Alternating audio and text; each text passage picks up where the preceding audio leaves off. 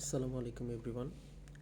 আজকে কথা বলবো হচ্ছে আমাদের এডুকেশন সিস্টেমের অবস্থাটা নিয়ে, যে বাংলাদেশ এবং মালয়েশিয়াতে কী কী পার্থক্যের কারণে আমাদের দেশের থেকে মালয়েশিয়ান এডুকেশন সিস্টেমটা অনেক বেশি আপগ্রেডেড।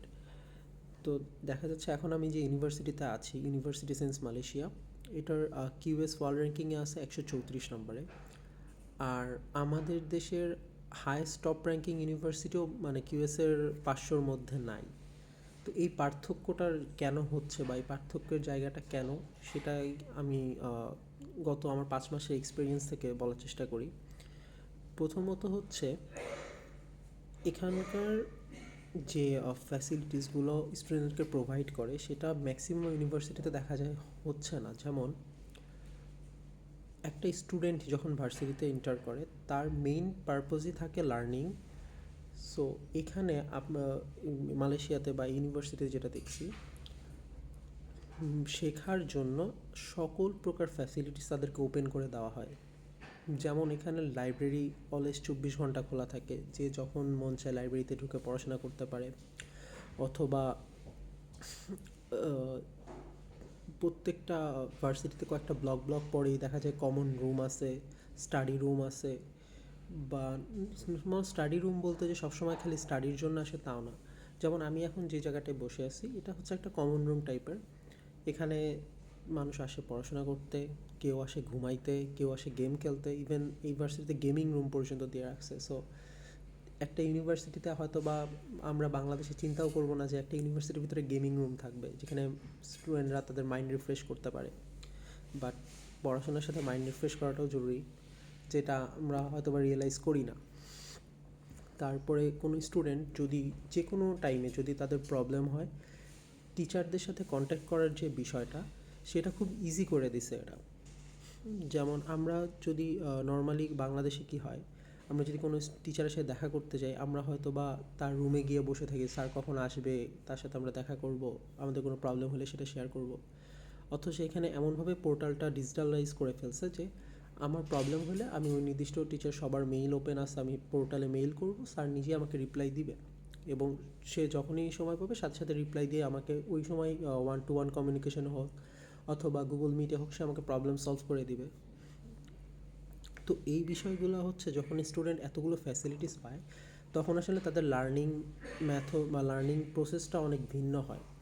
তাছাড়া এখানে যেমন কিছু এমন এমন কোর্স আছে যেই কোর্সগুলো আসলে পড়াশোনার বাহিরেও দরকার, আমাদের লাইফের যে কোর্সগুলো আছে। যেমন ধর এখানে আমরা অলওয়েজ যে কোনো ডিপার্টমেন্টে যে ডিপার্টমেন্টেই পড়ি না কেন, দেখা যায় কি যে কোর্সের বা কোর্সগুলো দেখায়, সাথে কিছু এক্সটার্নাল কোর্স দেয় যেগুলো মনে করেন accounting, finance, something like that. But এখানে আপনার প্রত্যেকটা স্টুডেন্টকে অ্যাক্রেডিট করে কিছু কোর্স আছে, মজার মজার কোর্স। যেমন কেউ চাইলে মিউজিক শিখতে পারে, কেউ সুইমিং শিখতে পারে, কেউ স্পোর্টসে অংশ নিতে পারে। এগুলো তার কোর্স ক্রেডিট হিসেবে যোগ হয়। সো যখন এই স্টুডেন্টগুলো পড়াশোনার পাশাপাশি এই জিনিসগুলো করবে, ফিজিক্যাল অ্যাক্টিভিটিসে অংশ নেবে, বিভিন্ন খেলায় অংশ নেবে, সুইমিং শিখবে, গান গাচ্ছে, এই বিষয়গুলো কিন্তু তার মেন্টাল ইফেক্টও পড়ে একটা। সে মেন্টালি অনেক কী বলে, মেন্টালি অনেক অ্যাক্টিভ থাকে তখন। সো পড়াশোনাটা তাদের জন্য ওই রকম মানে ওইভাবেই তারা গ্রো করে, তাদের মাইন্ডসেটটা ওইভাবে গ্রো করে যে পড়াশোনার পাশাপাশি আমি যে খেলাধুলা করতেছি ভার্সিটিতে, আমার কখনো বোরিং লাগবে না। আমরা যেমন ভার্সিটিতে যে খালি ক্লাসই করতে যাই, দেখা যায় কি একটা সারাদিনে যদি একটা স্টুডেন্ট 6 ঘন্টা ক্লাস করে জাস্ট, তার মাইন্ডসেটটা সে না রিফ্রেশ করার মতো কিছু আছে, না সে যখন বাসায় যায় সেটা তার পড়াশোনার কোনো মাইন্ডসেট থাকে। সো এই জিনিসগুলো আসলে আমাদের চেঞ্জ করা দরকার যদি আমরা এরকম আপগ্রেডেড কিউএস র্যাঙ্কিংয়ে যাইতে চাই বা আমাদের এডুকেশন সিস্টেমটা আপগ্রেড করতে চাই। তো এগুলো তো যাচ্ছে ফ্যাসিলিটিস ব্যাপারে। তারপরে যদি আমি ক্লাসের স্টাইলের কথা বলি, এখানে প্রত্যেকটা ক্লাস দেখা যায় 50 মিনিট বা 1 ঘন্টা বা 2 ঘন্টা, এক একটা ক্লাস এক এক রকম হয়। কিন্তু ক্লাসের মধ্যে আমি যতবারই গেছি, আমার কখনো ফিল হয় নাই যে আমাকে কেউ ফোর্স করতেছে। যেমন ধরেন বাংলাদেশে যদি কেউ একটা স্টুডেন্ট যদি ক্লাসে না যায়, তার কি হয়?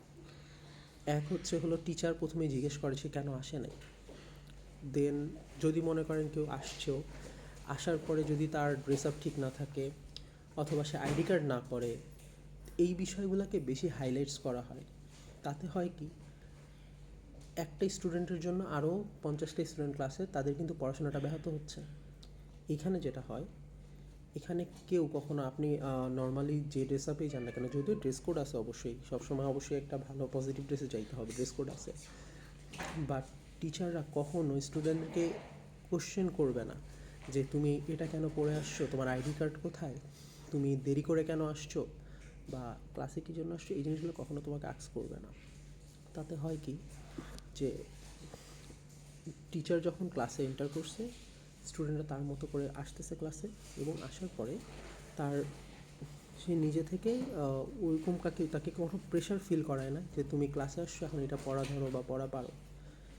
সে টিচার তার মতো করে পড়ায় যাচ্ছে, যতখানি হেল্প করা দরকার, যে টিচার স্টুডেন্টরা যখন কোশ্চেন করতেছে সে 1-to-1 কমিউনিকেশন করতেছে। তো ক্লাসটা তখন আর বোরিং লাগে না, 2 ঘন্টা ক্লাস করলেও তখন আর বোরিং লাগে না। কেউ তো আপনাকে প্রেশার দিচ্ছে না। আপনার যদি মনে হয় যে এখন আমার ক্লাস করতে করতে আমার একটু রেস্ট দরকার বা আমি এখন নিতে পারতেছি না, আপনি নর্মালি উঠে বের হয়ে যান। আপনাকে টিচারকে আস্কও করতে হবে না যে ম্যাম আমি কি, বা টিচার স্যার আমি কি বাইরে যেতে পারবো কি না।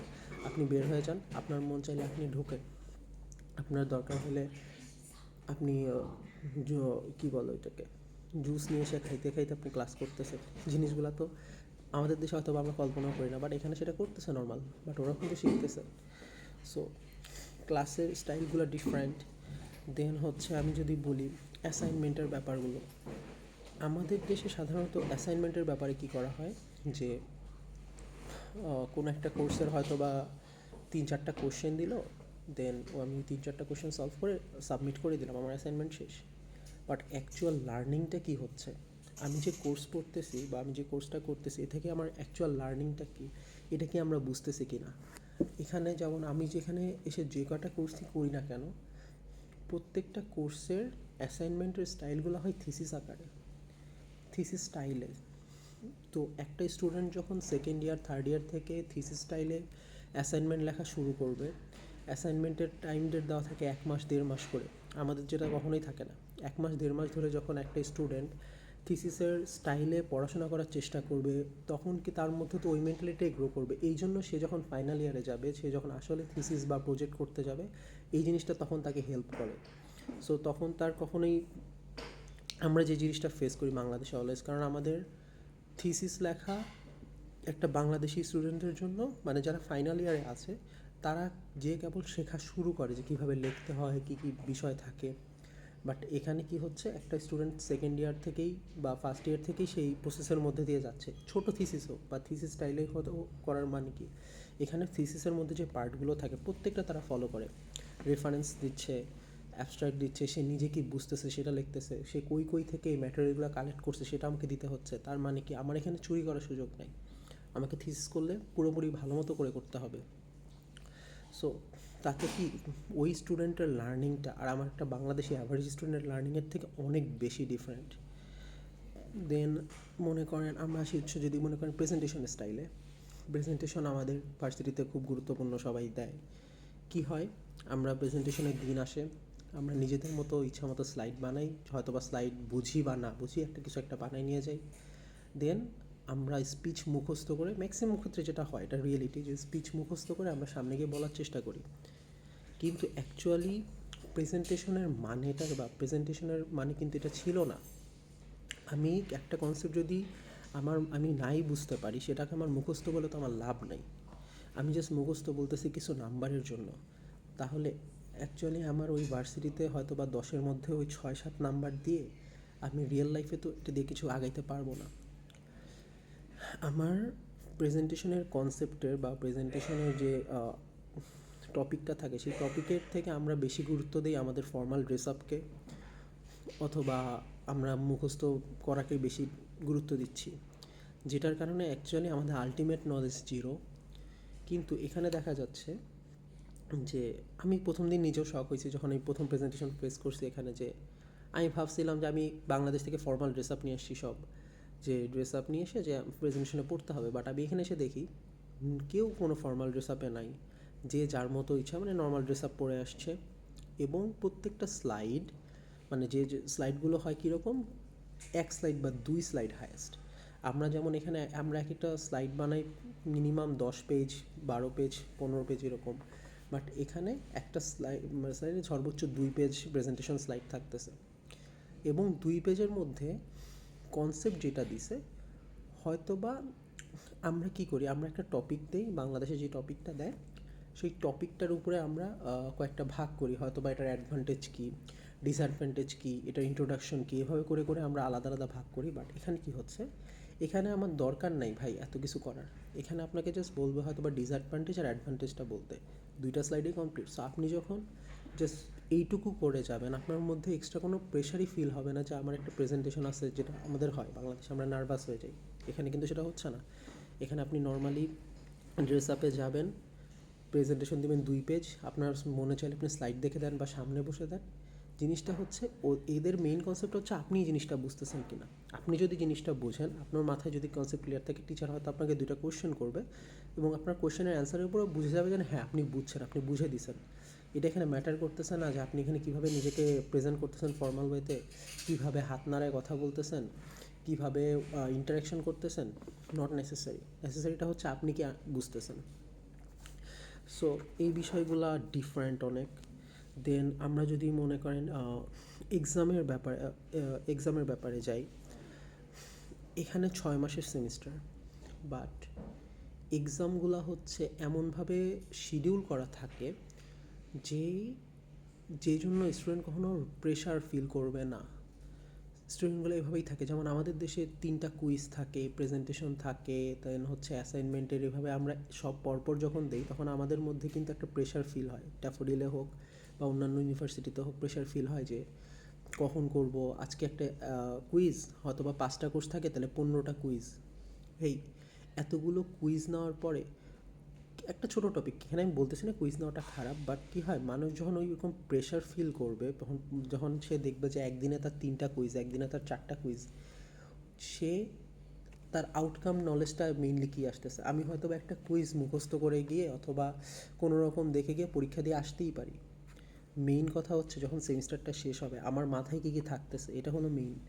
বাট বাংলাদেশের পড়াশোনার সিস্টেমে এই জিনিসটা খুবই রেয়ার যে অ্যাকচুয়ালি সেমিস্টার এন্ডে তার মাথার মধ্যে কিছু আসে। সো এখানে কী করতেছে, এখানে জাস্ট টেস্ট এক্সাম নিচ্ছে 2টা, পুরো সেমিস্টার মিলে জাস্ট 2টা টেস্ট এক্সাম আর একটা ফাইনাল এক্সাম। এবং টেস্ট এক্সামগুলো এমনভাবেই শিডিউল করা থাকে যেন কোনো দিনও একটার সাথে আর একটা একদিনে 2টা বা থাকে না, ইউজুয়ালি থাকে না। যদি আপনি কন্টিনিউয়াস আপনি মানে first year, second year, third year, fourth year এভাবে যান, থাকবে না কখনো। প্রত্যেকটার ইয়ার আলাদা। কোর্স মার্ক হয় 100 মার্কের, এবং সেখানে কোয়েশ্চেন থাকে হচ্ছে লাইক থিওরি বেসিস মেইনলি। এরা থিওরিটাকে গুরুত্ব দেয়, বেসিকটাকে গুরুত্ব দেয়। আপনি যদি বেসিক বুঝতে পারেন তাহলে আপনার ওই বেসিকের উপর কোয়েশ্চেন করে, এমন না যে খুব কঠিন কোয়েশ্চেন করতেছে 100 মার্ক মানে অনেক, না তেমন না। বেসিক আপনার যদি ক্লিয়ার থাকে আপনি বেসিক দিয়ে কোয়েশ্চেন অ্যান্সার করতে পারবেন। তো এই বিষয়গুলোর আসলে বাংলাদেশে ইমপ্লিমেন্ট করা উচিত, কারণ হচ্ছে যখন আপনি ওয়ার্ল্ড লেভেলে এসে কম্পিট করবেন, আজকে যদি বাংলাদেশ থেকে একটা ছেলে গ্র্যাজুয়েট করে বের হয় এবং সে যখন বাইরে আসবে, এবং মালয়েশিয়া না অন্যান্য দেশের কথা বলি, যে অন্যান্য দেশের একটা ছেলে যখন গ্র্যাজুয়েট করে বের হবে, তার নলেজ আর বাংলাদেশের ওই ছেলেটার নলেজ এক হচ্ছে কি না। আমাদের কাছে হয়তো বা প্রাইভেট ইউনিভার্সিটিতে পড়ি আর এটা একটা পাবলিক, সো পাবলিক হিসাবে এখানে অনেক বেশি কিছু অ্যাডভান্টেজ থাকবে, এটা স্বাভাবিক বিষয়। বাট প্রাইভেটগুলোতে আমাদের দেশে যা হচ্ছে, 4 বছর শেষে যখন আমরা গ্র্যাজুয়েট করে বের হই, আমাদের জাস্ট পিস অফ পেপার, একটা সার্টিফিকেট হাতে ধরায় দেয়, অথচ আমাদের মাইন্ড কিন্তু থাকে জিরো। আমরা আসলে কিছুই জানি না তখন। সো আমরা যখন এইখানে এইসব লেভেলে এসে কম্পিট করার ট্রাই করব, তখন কিন্তু আমরা ওদের সাথে কখনোই পেরে উঠবো না। এইখানকার একটা ছেলের বেসিক নলেজ এতটা গ্রো করছে আর আমাদের মাথা যদি জিরো থাকে, আপনি কিভাবে আশা করেন যে আপনি ওয়ার্ল্ড লেভেলে এসে কম্পিট করবেন বা আপনি একটা নর্মাল চাকরি পাবেন। যেহেতু আমাদের সফটওয়্যার বলেন, সিএসসি বলেন, অনেক অনেক গ্র্যাজুয়েট প্রতি বছরই প্রায় অনেক গ্র্যাজুয়েট বেরোইতেছে প্রত্যেকটা ইউনিভার্সিটি থেকে। বাংলাদেশে 55টা প্রাইভেট আছে মেবি। সো যদি প্রত্যেক মানে ইউনিভার্সিটি থেকে 1000 করেও বের হয়, জাস্ট সাপোজ 1000 করে বের হয়, তাও 55,000 স্টুডেন্ট প্রতি সেমিস্টারে গ্র্যাজুয়েট করে বের হচ্ছে। সো বছরে 1 লাখ। সো আপনি তখন তাদের সাথে চাকরির কম্পিট কিভাবে করবেন? আপনার যদি ওই বেসিক নলেজটাই না থাকে। সো এইটা হচ্ছে আমাদের দেশের এডুকেশন সিস্টেমটাই এভাবে গ্রো করছে যে আমরা আসলে হয়তোবা ওই রকম ফ্যাসিলিটিসও পাচ্ছি না, বা আমরা রিসার্চ করা বা আউটকাম যে নলেজগুলো আমরা গেইন করা এটা পাচ্ছি না। দেন হচ্ছে এখানে এই ভার্সিটিতে যেটা আছে সেটা হচ্ছে প্রত্যেকটা স্টুডেন্টের জন্য ম্যান্ডেটরি ইন্টার্নশিপের ব্যবস্থা করা আছে, যে একটা স্টুডেন্ট যখন ফোর্থ ইয়ারে যাবে অথবা থার্ড ইয়ারে, সে তার যখন ইচ্ছা সে একটা সেমিস্টার ইন্টার্নশিপ নিতে পারে। ইন্টার্নশিপের এই নলেজটা এটা যদি একটা স্টুডেন্টের ভার্সিটি পড়া অবস্থাতে থেকে যায়, সে যদি সেই সুযোগটা পায় কাজের, প্রফেশনাল লেভেলে কীভাবে কাজ করতে হয়, এটাই তো তার লাইফে সে যখন ক্যারিয়ারে যাবে, যখন সে চাকরি করতে যাবে, সেটা তার হেল্প করবে। বাট বাংলাদেশে এরকম ব্যবস্থা খুবই আমার মতে জানা নেই, বা ড্যাফোডিলেও এরকম আমি দেখতেছি না যে ইন্টার্নশিপের ব্যবস্থা আছে কিনা, যে প্রত্যেকটা স্টুডেন্টের জন্য ম্যান্ডেটরি ইন্টার্নশিপ। সো এই বিষয়গুলো আসলে যতদিন আমরা ইমপ্লিমেন্ট যদি না করি, তাহলে আসলে আমাদের ওই এডুকেশন সিস্টেমটা থার্ড ওয়ার্ল্ড কান্ট্রি হিসেবে পিছাই থাকবে। এবং এই যে যেটা বললাম যে ভাই, আপনি বাংলাদেশ থেকে একটা মানুষ আসুক মালয়েশিয়াতে, আপনাকে নিচু চোখে দেখা হবে অলওয়েজ। কারণ তারা ধরেই নেয় যে আপনার মধ্যে আসলে কিছু নাই, আপনি অ্যাজ এ আপনাদের মানে আমাদের কাজ হচ্ছে অ্যাজ এ ওয়ার্কার। এখানে যারা কনস্ট্রাকশন ওয়ার্কার আসে, তার হয়তো বা বাংলাদেশিরা এটাই পারে, তারা তাদের ধারণা এটাই, কারণ আমাদের মধ্যে ওই অ্যাকচুয়াল নলেজটা, বা আমরা ওয়ার্ল্ড লেভেলে এসে কখনো নিজেদের নলেজটা ওইভাবে শো করতে পারি না। তো এই বিষয়গুলো আসলে আমাদের আমি চেঞ্জ করার দরকার এডুকেশন সিস্টেমে, যে বাংলাদেশ এবং মালয়েশিয়াতে এত ডিফারেন্স। সো ওদের স্টুডেন্ট যখন গ্র্যাজুয়েট করে বেরোচ্ছে, ওদের মধ্যে যে লার্নিং, ওদের মধ্যে যে নলেজ, ওদের যে এক্সপিরিয়েন্সগুলো হয়, আমরা বাংলাদেশি স্টুডেন্ট হিসেবে জাস্ট প্রেশারই ফিল করি।